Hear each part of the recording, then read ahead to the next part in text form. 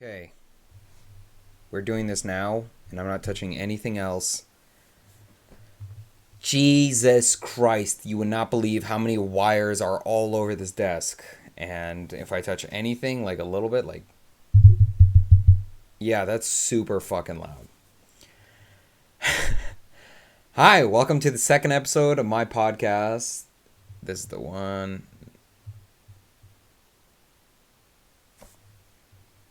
I'm pointing at this one. This is the one I want to be talking into. Okay. Welcome to the second episode of my podcast, the Ploppy podcast. So for this second episode, I thought I would talk a little about how to break shit that falls off your desk. No, I wanted to talk about what I've learned in my first year of doing comedy so far. And so I started back in, I think, just after the winter break in December, right around January there. And I've been up on stage quite a few times. I've done a comedy competition. I've done lots of different bars. I've done clubs. I've done lots of different stuff. And I've learned a lot coming up from where I was and what I've been doing. And it's not that I'm amazing now, but I think I'm good enough to give advice to at least my former self, or at least if somebody came and asked me some advice, I would have 10 things that I thought would really help them. So the number one thing was have a set planned. I can't tell you how many times I've gone on stage and just had nothing. Like, I just winged it. It was when I was first starting out, and I thought I was the funniest fucking guy on the planet. I got no meat going on back there, just straight bone and metal. Okay. How you guys doing tonight? Excited? Happy? The 11th one down, somebody scratched out their name, so I was like, oh, fuck yeah, I'll put my name right there. Perfect. I've used the restroom about 7 times so far, and I use the same stall because I'm a man of habit. And I've noticed the first time I went in, it was perfectly clean, but the third time I went in, it was awfully fucking dirty. So I don't know if somebody's been pissing on the stall or something like that. I noticed that shit because I'm a germaphobe. I inspect every single part of the toilet. So the number one rule is have a set planned, okay?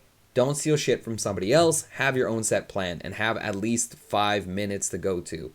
Time it, work out on it, write it. There's lots of guys who kind of go up on stage and go, oh, like I experiment on stage and I write everything on stage. And, that's good. That's great if that works for you. But for myself, I found that I can't really remember stuff and I can't really work on stuff unless I write it down.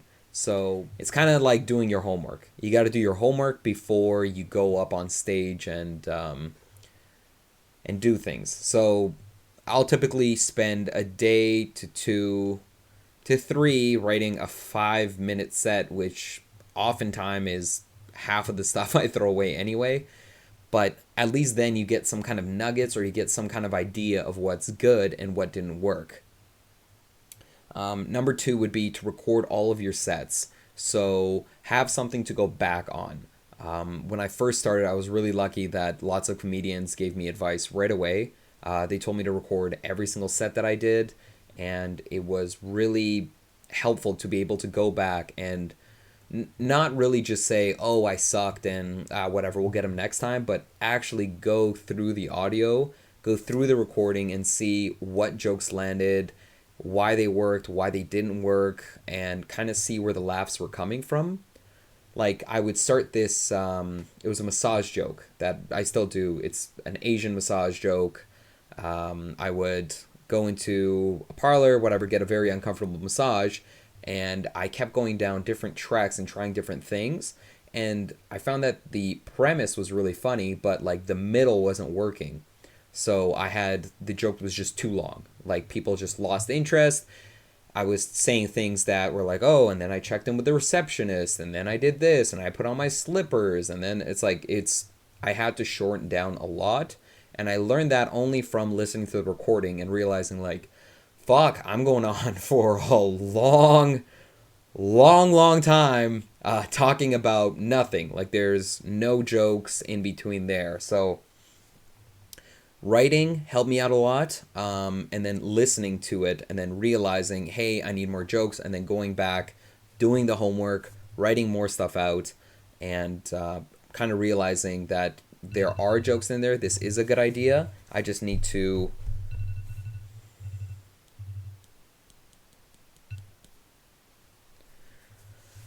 I have a million alerts on this phone. I have a million goddamn alerts on my phone going all the time because I forget things. Like, I got to call McEwen today because I spent 6 years of my life getting a bachelor's degree, and now they won't send me the piece of paper. They won't send me a piece of paper saying I'm a graduate. I try calling the offices, and the offices are like, just email now. I'm like, go fuck myself, right? Just go fuck myself. I'm asking for a piece of paper, you fucking cunts. I've given you like thousands and thousands of dollars. I put my blood, sweat, and fucking tears into this, and all I'm asking for is a goddamn piece of paper, and you won't give it to me. So the third rule is don't go over your time. I see these comedians have a lot of. I feel bad because I do this often, and I feel like a dick anytime I do it. Basically, you get 5 minutes if you go to an open mic contest or whatever. Usually, you start out with 5 minutes. So at the 4 minute mark, they usually have a light or a signal. Somebody waves you down, or there's usually a light or something that'll go off to let the comic know, hey, this is the 4 minute mark. You got a minute left. Wrap up your jokes, wrap up your story, or kind of like, I don't know, do whatever you want, but you got a minute left. When that light goes off, you should really pay attention to it because a minute goes by lickety split. It goes by super fast. And I remember doing jokes that, like, I started at that 4 minute, I started doing jokes that I knew would take 2 or 3 minutes. And then I'd be nervous because I was going over the light, and that would make me take longer because I'd forget parts and I'd kind of jumble stuff up. But don't go over the light. Everybody else is waiting in line, and everybody wants to get on stage. Imagine you're, I don't know, the number 8 guy, and this guy's been going on for like 12 minutes.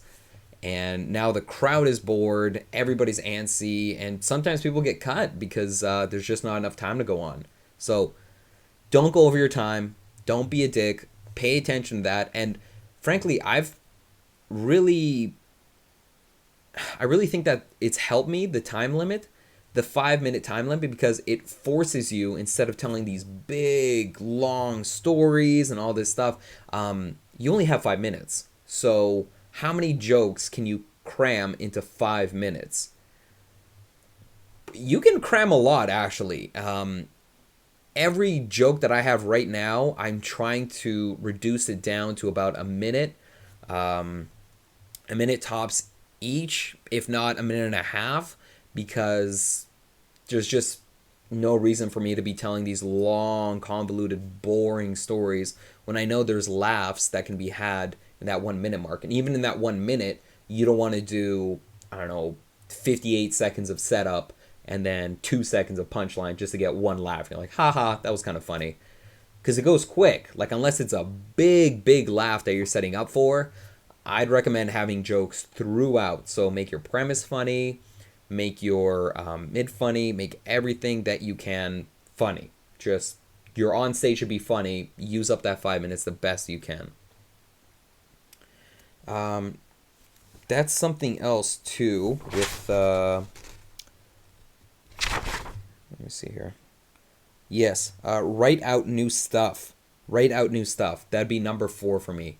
I see these comics that go on and they're doing the same bits over and over and over and over again, and it's the exact same thing that we've seen over and over and over and over again. So granted, it might be a new audience, but, and it's not even really, oh, I'm a comic and I'm tired of seeing your comic or your stand-up routine. Comics all usually show up to the same open mics, or you're going to see the same guys over and over again, and you might hear the same types of jokes. The only thing that I kind of noticed is that there's some guys who will stay with the exact same set, exact same jokes for basically the entire time I've been going up. So for the better part of a year, they're not writing anything new, they're not trying anything, and they're just going up with the same old material, which is not a bad idea. The only thing is that that doesn't really help you grow. And it's scary to have fresh material and to bring it on there, because oftentimes it sucks. It's not good at all. You're gonna eat a lot of dicks on stage before you kind of realize, like, oh, I don't know, this is a funny part or that's a funny part. Like, that massage parlor joke I've been telling for the better part of the year, but I've been changing it as it goes. So I've shortened it down. I've added new components. I've looked at it from different points of view. Like I looked at it from the therapist point of view. I added new endings. I've tried new stuff with it. So as long as you're trying new things, you can have the same jokes, but like try new things, because how are you gonna grow if you're just doing the same stuff over and over and over again? Number 5, right? Sure. Would be a nice guy. Don't go on stage and just like shit on people. I've seen quite a few shows turn pretty like sour because the comedian is blaming the crowd. Listen, man, if there's some horrible crowds, there's some bad, I don't know, people that show up, and I don't know if they're drunk and belligerent, they're talking in the back, they're on their phones, sure, but at the same time, though, you have to realize that it's your job to get those people's attention. If the guy's drunk and being belligerent and just an asshole, I mean, there's not much that you can do about that. But for the most part, if it's a tough crowd, tough luck, man. You just have to be funnier. If it's I don't know, there's this thing where it goes around and you start blaming the crowd. You should take some responsibility. You should go, hey, maybe that wasn't my best set tonight. Or, hey, maybe this could have been better, or I could have worked this out. Because it's so easy to go, oh, those guys were fucking assholes. Fuck that crowd. Or, oh, that guy was talking at the back, so he ruined my set. It really doesn't help you grow at all if you just go, well, it was that guy's fucking fault.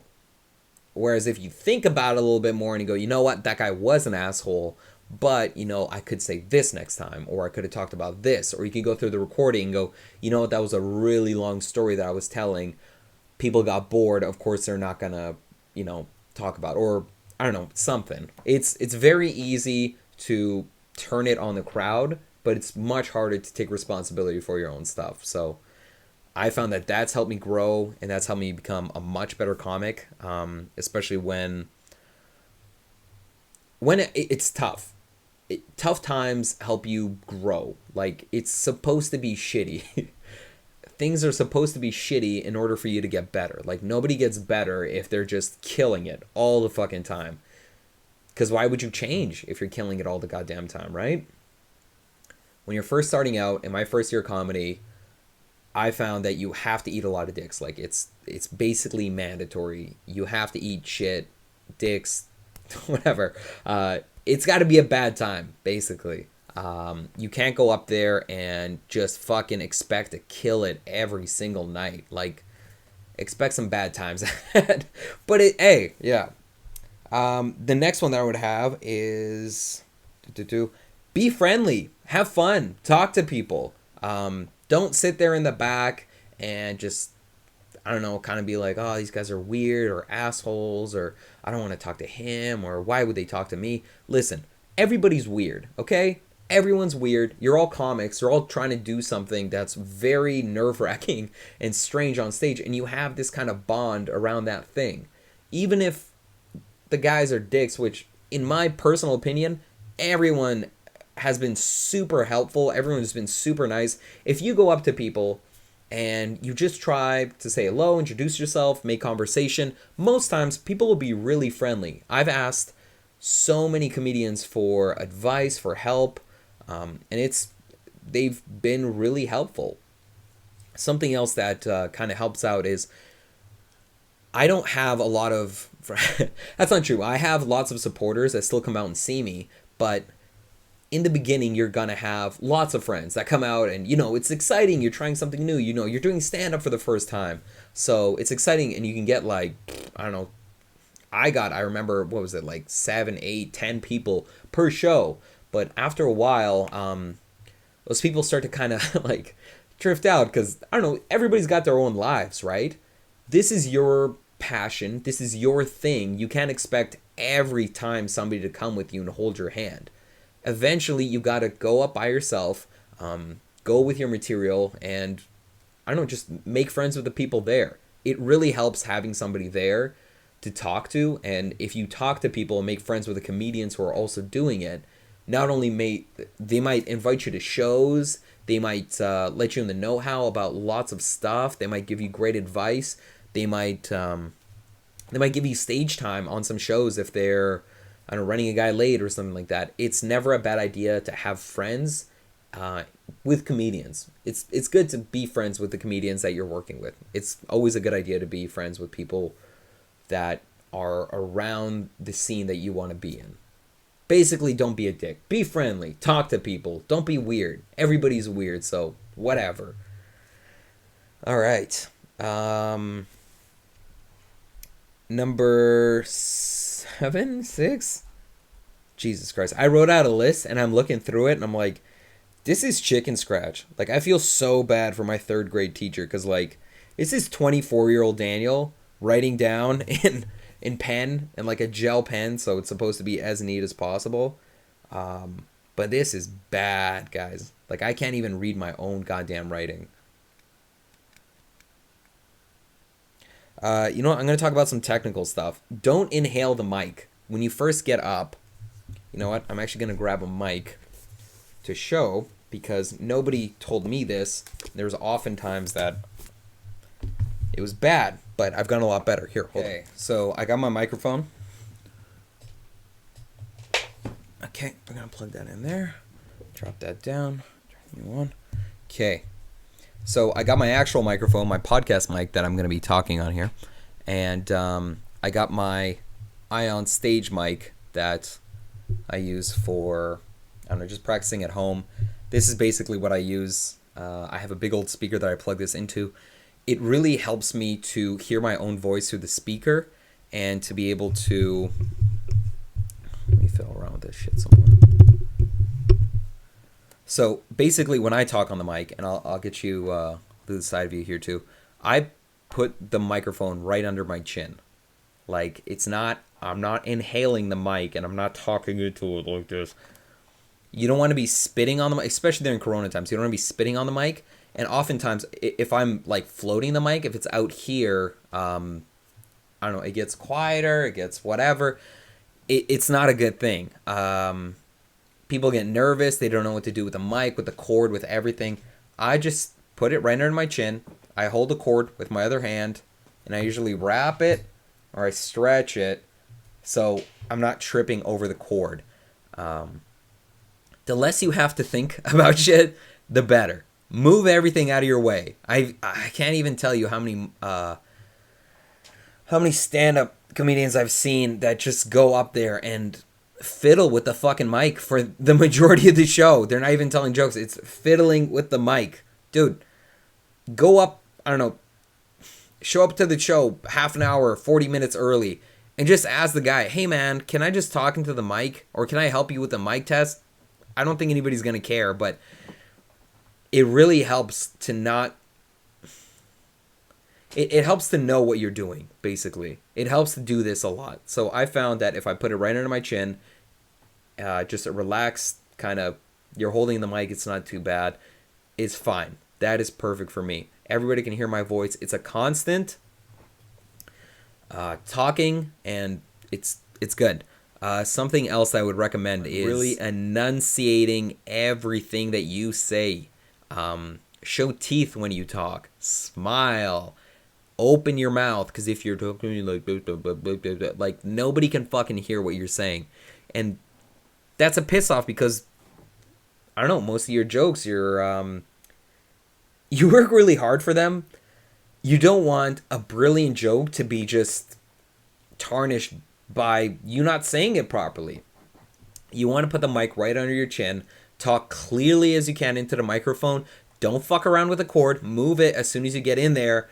Kind of move it out of your way, and vibrato. So lots of volume. You want to really accentuate your points you want to talk about. So everybody can hear you. Everybody's in the crowd. Even the people in the back can hear you. Basically, you want to be talking at a volume that the people could hear you even without the mic. Lots of bars, lots of, I don't know, smaller theaters and stuff like that. Oftentimes you don't need a microphone, but you should talk into it loud enough that it it overcomes everything. Like, you really shouldn't even hear anybody talking in the audience because your own fucking voice is so loud. Of course, there's assholes that speak a lot louder, but, you know, it is what it is. So that would be my one note.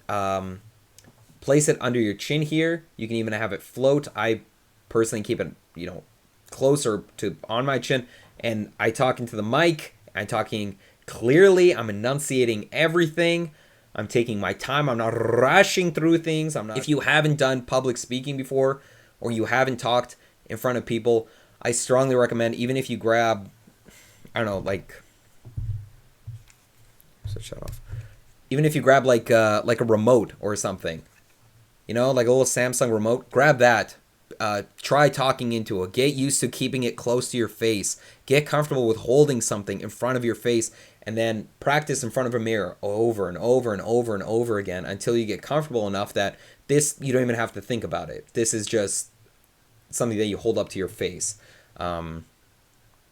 Yeah, basically. You want to be comfortable enough speaking into a microphone that you don't even have to worry about it. Okay. Open up my joke book here. Don't inhale the mic. Have fun. Be friendly. Oh, try to write things out of your own life. So, I heard a really great quote. And it was along the lines of, everything in this life has been done before. It's been joked about. It's been written. The only thing that hasn't been done is your own life, are your own experiences. And honestly speaking, the last the last set that I did, I thought was really great, was really funny. I had written a lot of jokes that were on the vulgar side, about dicks and cocks and this and that, but that's my humor. I'm a guy. I find those things funny. Whatever. You say testicles, okay, whatever. So I'd written a bunch of cock jokes, and I gotta tell you, none of them landed. Not that cock jokes never land, but I get much bigger laughs when I'm telling a personal story and I'm really connecting with the audience instead of this kind of hokey whatever bullshit. I even had the the headliner go on after me and go, "Wow, that was just an hour of dick jokes," and everyone kind of laughed. And listening to my recording, I kind of realized, yeah, every single one of my jokes have to do with cocks and dicks and balls and this and that. The greatest success that I've found personally is talking about my own experiences, talking about my own life, because oftentimes if you find something funny or if you find something crazy or humorous, there's a chance other people will too. I've been doing comedy for less than a year. I was going up to people and telling them, like, yeah, I've been doing this like a year and a half, going on 2 years almost. My girlfriend comes up to me and goes, "Hey, dipshit, no, you started in January. You've been doing this not even a year yet." And because of Corona times, even less than a year. Much, much less than a year. I've been going to shows. I've been going to bars. I've been trying to get everything that I can, get as much stage time as I can, because I'm still learning a lot myself. So, that would be kind of the last and final advice that I would give. Friendly, talk to people. It kind of goes with talk to people, and I said it before. When I first started out, just like starting anything new, I didn't know jack shit about anything, essentially. It really helps if you be friendly with people and you're able to talk to them, and you ask advice from people. Advice from comedians is like priceless, but even from friends and people coming to see your shows, even if you record, like I've recorded all of my sets and I send those out to friends, not family, friends, yeah. But anyways, so advice, yes, advice is priceless, and you should always take it from basically wherever it comes from. Even if it's bad advice, like, I don't know how to explain. It helps to hear even bad advice. I know that sounds stupid and backwards, but you don't have to necessarily take the bad advice, but you can see from other people's point of view. Like, I'll tell you an example. When I was first starting out, there was a comedy competition. I talked to this one guy who was doing very, very dirty, vulgar sets, and he said you should always follow your heart, and you should always do these dirty, vulgar sets that nobody else is doing. It was basically me and him, and essentially we were in a competition of like, hey, who can say the most gross thing on stage? And I realized after a little bit that, okay, I don't want to just be gross on stage. I want to be funny on stage. So that was kind of the wrong way to go about it. But his advice with, hey, follow your heart. Don't be scared to say, you know, dirty or gross things or anything like that. That was still good advice. So his advice helped me in a way that I wasn't expecting. It was in the sense of be true to yourself with cock jokes. But not do cock jokes, basically. All right, kids. I hope you learned a very important lesson from this video. I hope this is kind of watchable. I got 2 web cameras that I set up here. This is my new podcast studio. So I spent... God damn it, I spent way too much money on this stupid shit.